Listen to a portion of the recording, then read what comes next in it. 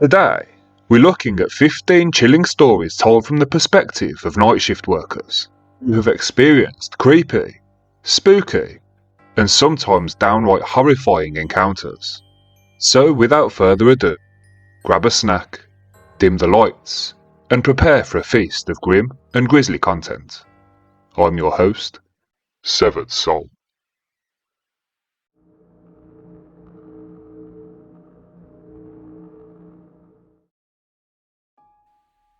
I work at a hospital overnight. I was cleaning 2 rooms on one of my night shifts. The 2 rooms were connected and there was only one exit. I cleaned the first room, then left for 10 minutes. I got my supplies and then went back to the other room. I saw a little old lady in a chair, hunched over. I stared at her for a few seconds and I thought it was really strange. They'd brought a patient in already. I decided to leave the lady to settle in and went to carry on with some other duties. On my way back to that room, I was interrupted by 2 female nurses, who asked if I'd turned the chair in that room upside down. When I said no, they looked at each other with an expression of genuine fear. They both said they'd walked past that room together and noticed that the chair was upside down, which they agreed was pretty strange. These chairs are quite heavy. We all went back together to check. The room was totally empty. No old lady, and the chair was now the right way up, but facing the other way round. The old lady had completely disappeared. I would definitely have seen if she'd walked past me. To say we were all creeped out would be a massive understatement. Nobody else on the floor fit the description I gave of her, except for the lady who had died in that room 6 hours before my shift.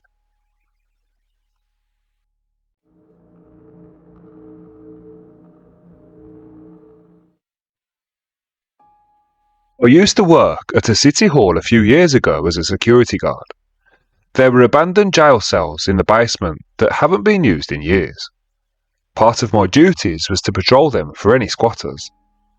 It was probably my second time patrolling alone, and things started to get really fucking weird. I went down to the old prison holding cells, and it's a long narrow hallway, about 6 meters wide and 100 meters long, with cells on both sides. The hallway was lit from light bulbs hanging from the ceiling. I was walking past the 4th column of cells when the lights went out. I turned my flashlight on and walked back towards the light switch.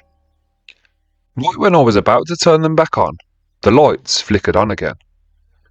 I thought to myself, this is fucked, I'm getting out of here. I started walking past the cells while quickly checking them. I was about halfway down when the lights went off again. I heard 2 cell doors slam. I fucking ran with my flashlight on straight towards the other end of the hallway. I reached the end and ran up to my workstation. I then called my supervisor and asked him if there were any electrical issues that have been reported. He said no. I had 2 hours left on my shift and couldn't leave. I was at my workstation, paranoid as fuck, and shitting my pants.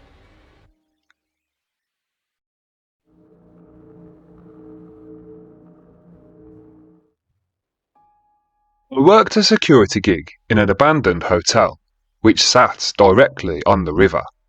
When the rooms had balconies, they would hang out over the water. The hotel had closed down and had been stripped bare by the owners. I'm sitting in the office, and I hear a creak, creak, creak, from left to right on the floor above me. The hotel was wood-framed and creaked like a house when someone walked around. This sounded exactly like someone walking the hall on the floor directly above the office. I go up to the next level and into the hall. The hotel itself was only 4 floors high, but long. The hall was bare walls, rooms with no doors, and only a single dim light bulb hanging from the ceiling in the middle of the hall. I have seen my fair share of horror movies, and know this can only be trouble, but I started walking down the hallway anyway. After all, it's my job to keep other people out. I get about quarter of a way down the hall, and I hear rustling coming from one of the rooms. I draw my mag light, one of the 3 C-cell ones, and get ready to use it. I slowly peek into the room and discover that it's the wind blowing in from the river and moving a curtain. Now freaking out, I start checking the other floors and find nothing, but I know someone is in the building. I make my way back down to the ground floor, still finding nothing, and go into the old ballroom. This is a wide open space. Out of the corner of my eye, I see someone moving. So I turned and shined my light on them, ready to defend myself. That's when I realised that it was my own reflection in a broken mirror on the wall. After that, I got the fuck out of there and spent the rest of the night in my car in the parking lot. About 2 weeks after that, the place burned down. After all this time, I'm still convinced that someone was in the building with me, but I never found any evidence that there was.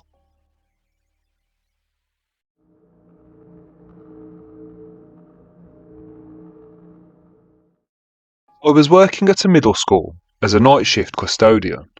I cleaned a long U-shaped wing full of classrooms every weekend. I'd already locked up one set of doors to the wing, and was about to lock the ones at the other end of the U-bend. I made the full lap around the wing, and I'd been cleaning there all night alone, and came to the end of the hallway where the doors to the rest of the school were. When I shut the lights off, the dark silhouette of what looked like a child ran from across the end of the hallway, from left to right. There were doors down there, but I'd just locked them all, and no one else was around. I was seriously creeped out. I locked the doors connecting the wing to the rest of the school and ran to my car. I always felt like I was seeing things out of the corner of my eye working there at night. But that was the most visible, for sure thing I saw in that place.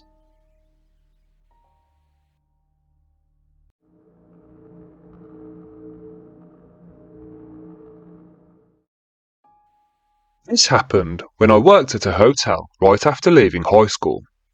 I did overnight in the laundry room, but I would help the front desk run invoices to the rooms sometimes too. I was on the 3rd floor at about 2 a.m. I think, when I bent down to slide the invoice under the door, and a pen flew past my face and hit the door. I didn't keep pens on me, and I checked around the hallway, but it was absolutely silent. You know hotel doors, they're heavy, and you can hear people open and close them. I'm 100% positive I heard nothing. When I got downstairs, I asked my co-worker if they saw anything, but they said they weren't paying attention to the security screen. It really freaked me out. That was the only thing that happened in the 8 months I was there.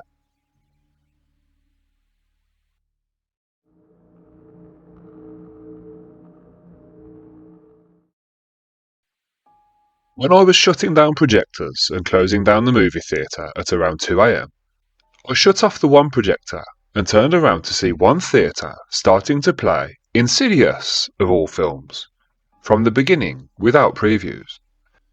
It was extremely out of place, considering the projectors are programmed for the movies to start automatically with the 20-minute previews built in. No show was scheduled in the computer, and I still don't know how it started, but I locked myself in the office for the rest of that night.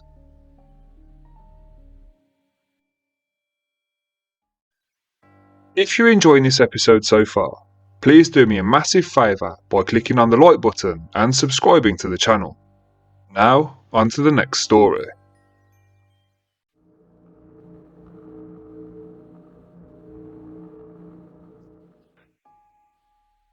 I work at a crisis nursery, which is a childcare facility that provides emergency and respite care for children under the age of 7. I used to work graveyard shifts all the time. I have to say, first, that I'm absolutely a non-believer in the paranormal, at all.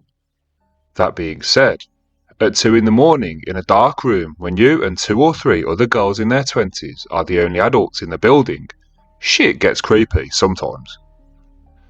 Now, the facility I work in was named for a child that was beat to death by one of their parents. The nursery was started in their name as a way to hopefully prevent another child dying in a violent death at the hands of a stressed out caregiver. So, the story that goes around is that this kid's spirit haunts the nursery and is mostly active at night. I get told this on one of my first graveyard shifts, and I'm like, whatever, scare the newbie. That stuff doesn't really bother me. Well, later that night, one of the kids got up to use the bathroom. One of my co-workers helped the kid back to bed and returned to where we were all sitting. Pretty soon, someone heard the water running in the bathroom. They got up to check it out. Yes, it was running. The co-worker swears up and down that it was off when she and the kid left. Kind of weird, but I honestly think they were just trying to scare me. Well, they tell me that one of the reasons that everyone thinks this place is haunted is that many different people have reported different children asking about that kid, as in, why doesn't that kid have to go to bed? While they're pointing at nothing. I brushed it off, basically forgetting about it. A few weeks later, I was in the sleep room, the bedroom where all the kids sleep. There must always be an adult in the room with the children. I was by myself, just chilling, reading a book with a nightlight. The rest of the room was pitch black and silent. All of a sudden, this kid, probably 4 or 5, sits bolt upright in bed and says, "Hey, how come he isn't asleep? Why does he get to play? I want to play too." all while pointing at a wall with no kids anywhere nearby. Instant crazy shivers all over me. I was so scared I almost screamed. I refused to be alone in there from that moment on.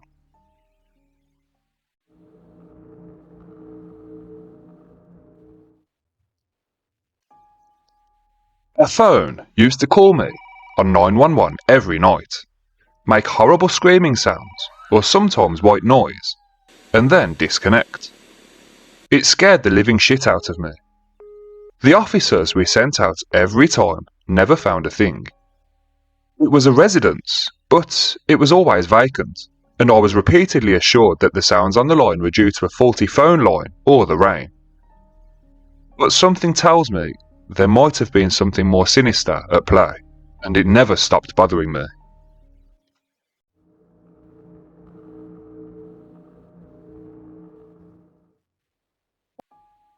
I used to work as a night watchman on a large property. Not just a big building, but a large surrounding property as well. Probably 50 acres. Well, this property was not in the best of areas. It was kind of secluded, but had a subdivision nearby. Anyway, it had a really long driveway that was gated. One night, I start my rounds by walking out the front door of the place, which was all lit up. As soon as I lock the door behind me and take a step, I clearly heard a woman's voice scream, "Oh my God, somebody please help me," up at the end of the driveway. It was somewhat faint, and I took 5 running steps into the driveway, skidded to a stop, and ran back inside to call the cops. They responded with multiple police cars and even a helicopter.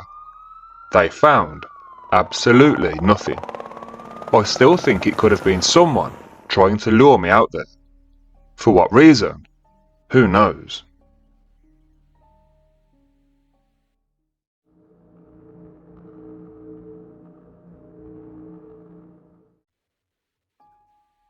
I work as a transporter in a hospital. About 2 years ago, we moved from the old city hospital into a new state-of-the-art facility.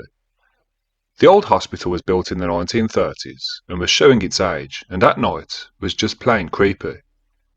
Each floor had an east wing and a west wing. The east wing of the 4th floor was the first wing to be shut down about 2 weeks before the move. One night, at around 9:30 p.m, I'm up on the floor to get a patient from the west wing.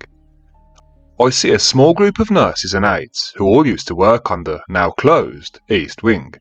They looked visibly shaken. I walked over to see if everything was okay. They told me that they had decided to walk through their old wing for nostalgia's sake. When they were over there, The phone at the nurse's station started ringing. The computers and phones had not yet been moved. Not sure what to do, one of the nurses reached over the counter and answered the phone. The nurse told me there was a woman's voice on the other end and that she sounded confused. This is the conversation as best I can remember it. Hello, this is Poppy. How can I help you? Asked the nurse. Hello. Who is this? This is Poppy. I'm a nurse. Is there anything I can help you with? Where am I?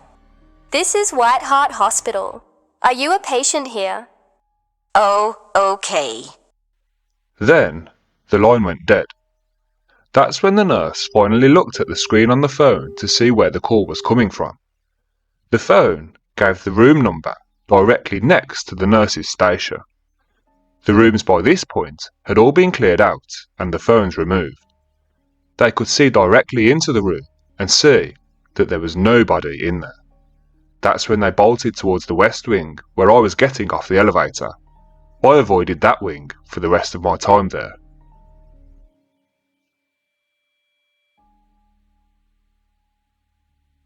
I avoided that wing for the rest of my time in that hospital.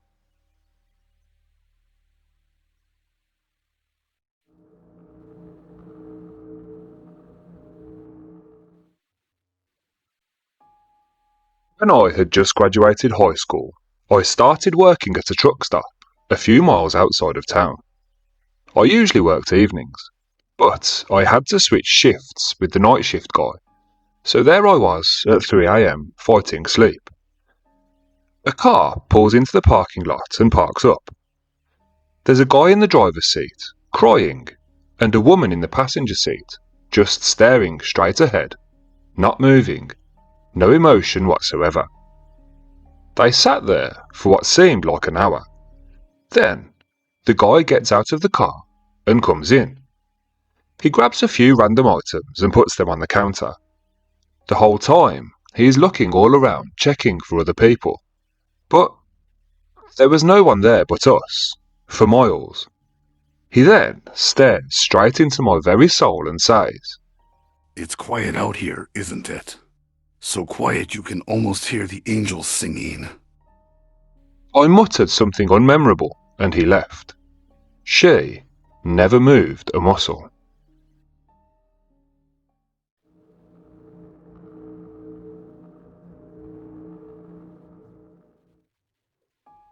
I work in a prison.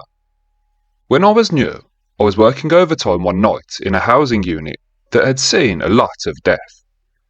It was well after midnight, and all of the offenders were supposed to be in their cells. Since this was a medium security prison, the offenders still had access to leave their cells to use the communal bathroom at night. Well, I was going in for the 2 a.m. count. I watched an offender walk down the stairs from the second level and into the bathroom. I stood at the entrance to the bathroom and yelled in to ask them what cell they were in so I could add an extra body to that cell for my count, but got no answer. I then walked into the bathroom and searched everywhere, but found absolutely nobody in there. I told one of my co-workers about what had happened, and the first thing they asked me was he tall and skinny with long dreads? And yes, he had been. When I answered yes, I was told, "That's Mr. Bones. He killed himself a few years ago, but he can still be spotted wandering around from time to time."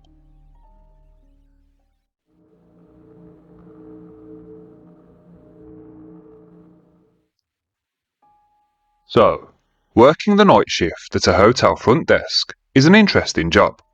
One night, our hotel was hosting a college baseball team. The team came back around 11 p.m. and went up to their rooms and to bed. No big deal. Then, around 1 a.m., the coaches came back, absolutely hammered. They went up to their rooms, and that was the last I heard from them for about an hour. While I was setting up for breakfast, I heard the elevator ding around 2 to 3 a.m. Out of the elevator bursts one of the coaches, and he runs straight out of the front door.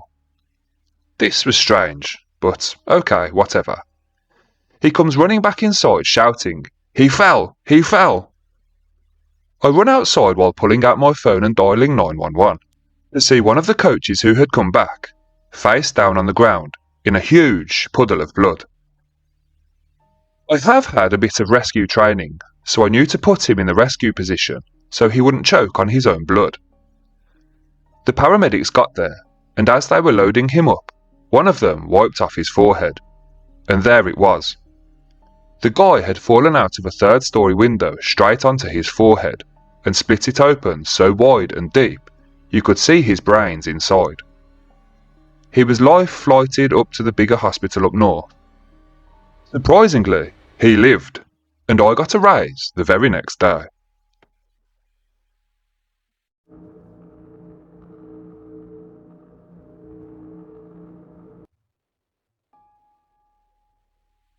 Around 12 years ago, I was working security at a small company's headquarters in New York City.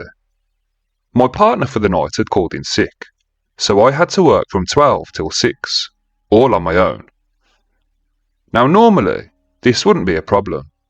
I just had to sit in the back room, watch some cameras, and occasionally head out for a sweep. Nothing to it, right? Well, as it turns out, one of the employees had stayed in the building after hours and had managed to avoid my co-worker's sweep from the previous shift. I first noticed a movement in my peripheral vision on one of the screens, and then again a few minutes later. This was odd, because I was used to quiet nights in this particular building. I was a little scared when I headed out for my sweep, but it was my job, so I grabbed my flashlight and headed out to begin. I had to start the sweep in one big hallway, and right as I entered, I saw a flash of movement at the end of it. At this point, I was sufficiently freaked out. I stood frozen for a minute or so, looking into the semi-darkness, unsure of what to do. The decision was taken out of my hands, however, as I heard a gunshot resound down the hallway. In what was the scariest moment of my life, I slowly walked down the hallway to investigate. I reached the end and saw to my left that the president's office light was on.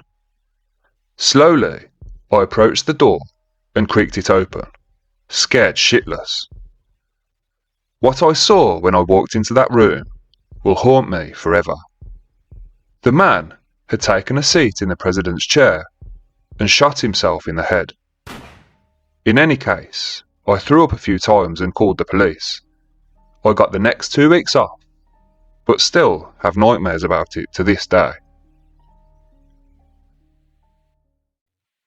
Well, that's all for today.